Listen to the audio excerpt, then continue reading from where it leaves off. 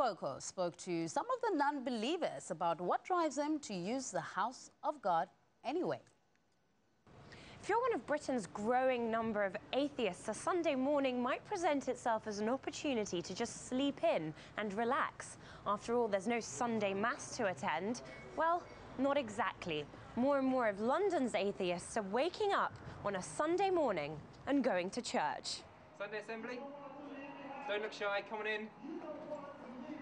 Why are they coming then? Come on in. But there's no talk of saints or sinners here. We are Sunday Assembly. We like to think of ourselves as part foot-stomping show, part atheist church, 100% celebration of life.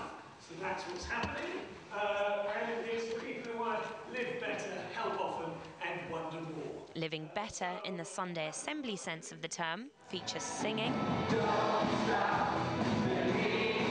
dancing, and moralistic tales told by stand-up comedians. Anything that takes off probably takes off because it gets into our very basics of what we need as humans. Like being welcoming is a really big part of being Irish. Like it's our main thing because we don't have an economy anymore, so it has to be our main thing.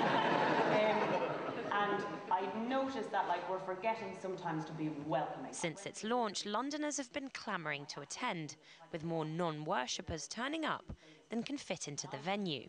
I was leading a Christmas carol service about 6 years ago and thought, there's so much about this which I really love. The community coming together, singing songs with people, having mulled wine afterwards. That is all things you can buy. It's just a shame the God part.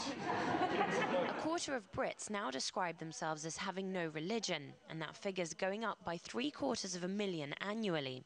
At the same time, Christianity is losing more than 500,000 followers a year. With trends as they are, the number of atheists is set to overtake the number of Christians by 2030. Congregations are getting older and older, and I think we're getting now to the stage where there are second, third generations of people who've just never been in a church. More and more people are finding that the church is not relevant, and particularly where we have the leaders of churches taking positions on women's rights and on gay rights, which are totally at variance from what the majority of people in the congregation think. But these modern-day atheists are still seeking out some sort of spiritual solace.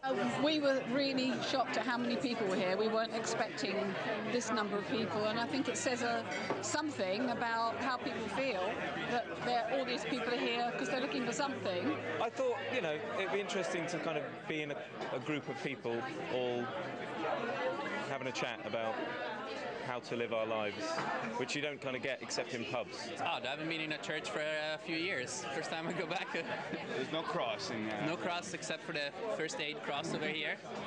That's the only one I've seen so far. I think that just because you don't believe in God doesn't mean that you don't want to hear really interesting talks, to think about improving yourself, to sing with others, and then to have a cup of tea with people at the end. I mean, this is really all the best things about church without the one thing which I'm uncomfortable with, which is the religion part. 14.1 million Brits now describe themselves as faithless, a label that these non-worshippers feel comfortable celebrating.